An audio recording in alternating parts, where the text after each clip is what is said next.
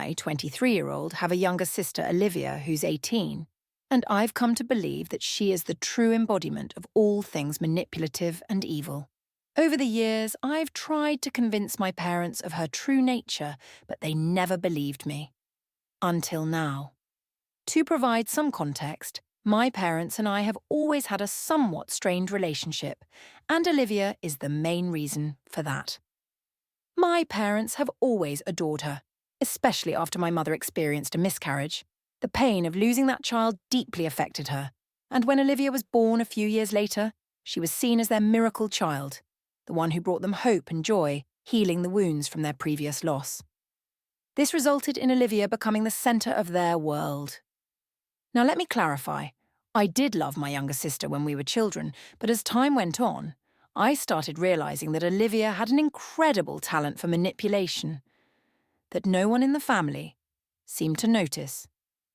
She had a knack for twisting the truth to make herself look like the victim and, over time, perfected the art of playing people for her benefit. One particular instance that stands out in my memory occurred on my birthday.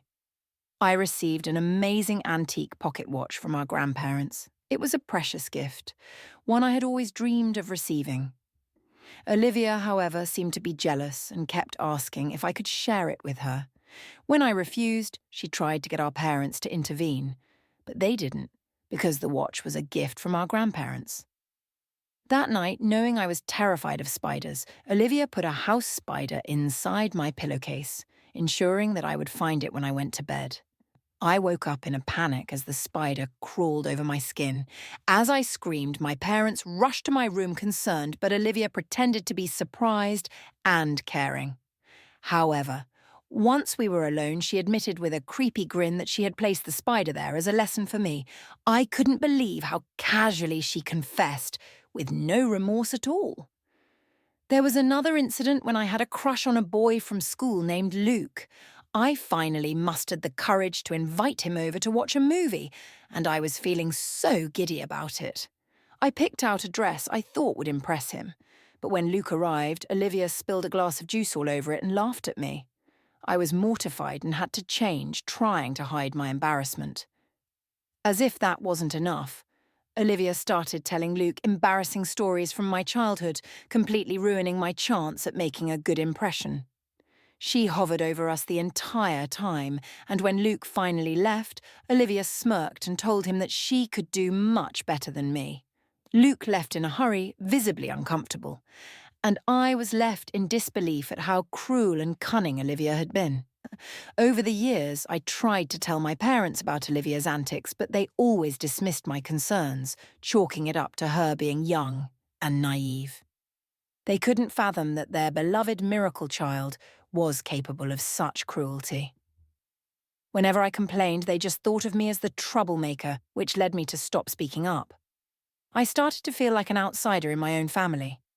Despite this, I focused on my studies and managed to get into a good college, which allowed me to move out of the house and build a better life for myself. However, when I would come home for breaks, Olivia would make it clear she didn't want me there. She would deliberately ignore me, avoid sitting with me during meals, and interrupt me whenever I tried to speak with our parents. It was like she was on a mission to make me feel unwelcome.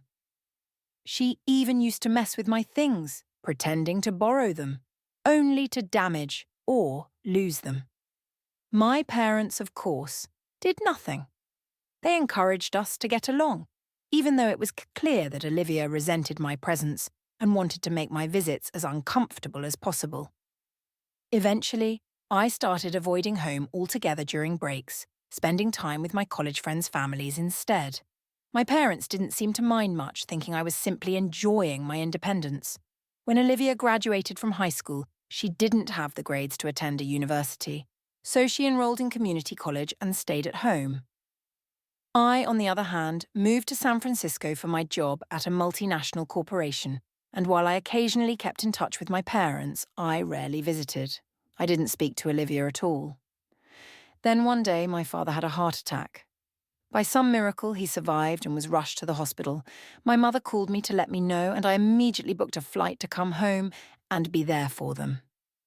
The doctors prescribed numerous medications and strongly advised my father to start exercising. After his discharge, my father expressed a desire to spend more time with the family, and so I stayed a few extra days at home, taking time off from work. However, I noticed Olivia was extremely agitated by my return. I did my best to avoid her. We were older now, and I didn't want to argue. One morning during breakfast, my father suggested we go on a family vacation. It had been a while since we all went somewhere together, and he was excited at the prospect. At first, I had my reservations, but I could see how important it was to him, so I agreed. Olivia wasn't thrilled but had no choice but to go along. My father made all the arrangements, and I planned my leave from work in advance. However, when we got to the airport, I found out that my flight ticket had been mysteriously cancelled. My father insisted he had booked and paid for it, but after looking into it, we found that my ticket was the only one that had been cancelled. I immediately looked at Olivia, who was wearing that sly smile I knew all too well. It was the same look she had when she successfully manipulated our parents into believing her lies. It dawned on me. Olivia had cancelled my ticket, probably from my father's computer. I confronted her, but she just stood there smiling. I tried to explain the situation to my parents, but they dismissed my claims. My mother immediately defended Olivia, saying she would never do something like that, and my father suggested it was just an airline mistake. I was left standing there, frustrated and confused, as my family believed their miracle child over me. My ticket was already cancelled, and there were no other flights that day. While I could have flown the next day, I didn't want to. This was supposed to be a family trip, and I dreaded the thought of having to book a new flight and travel alone. More than that, I didn't want to share a room with Olivia. She had always been a nightmare to travel with, and if she was behind the cancellation of my flight, I was certain she had other plans to ruin the trip. My father hesitated for a moment, suggesting we all go home and plan a new vacation later. But then he started talking about how long it had been since he went on a vacation. My mother agreed, saying I travelled for work all the time, so missing this one wouldn't be a big deal. Their comments hurt, but it was clear they were willing to continue their vacation without me. I told them they were free to go, and they readily agreed. I felt a deep sense of exclusion, but at the same time I realised they didn't care if I joined them or not. So there I was, standing at the airport as my parents and Olivia boarded their vacation. I decided to return to San Francisco, not wanting to spend another minute in the family home. Over the next few days, I tried to enjoy my break, spending time with old friends and immersing myself in books.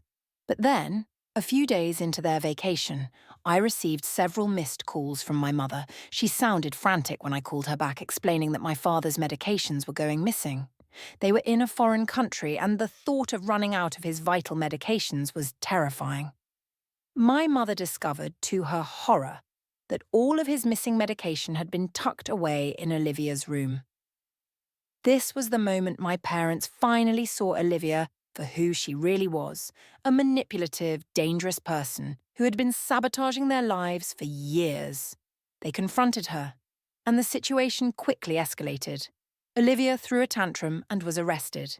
It wasn't until she was taken into custody that my parents began to realize just how much damage she had caused. She was released after 24 hours, but by then, things had already spiraled out of control. My parents tried to return home, only to discover their passports and wallets were missing, hidden by Olivia in a desperate act of retaliation. At this point, my mother was on the phone with me, distraught. They had finally realized the truth, and my father was apologizing for not seeing Olivia's true nature. But it was hard for me to forgive them for the years of favoritism that had been so painful to endure.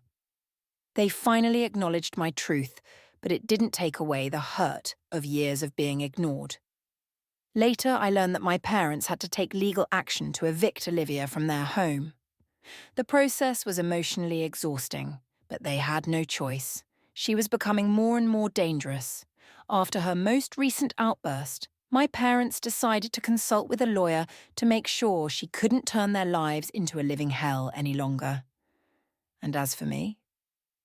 Well, I'm cautiously optimistic that we can rebuild some semblance of a family. My parents have apologised, but it will take time before I can truly trust them again. For now, I am trying to heal, knowing that my family has taken the first step towards understanding the damage Olivia has caused. And that's the end of this story. What do you think of this? What would you do if you were her? Let me know in the comments sections.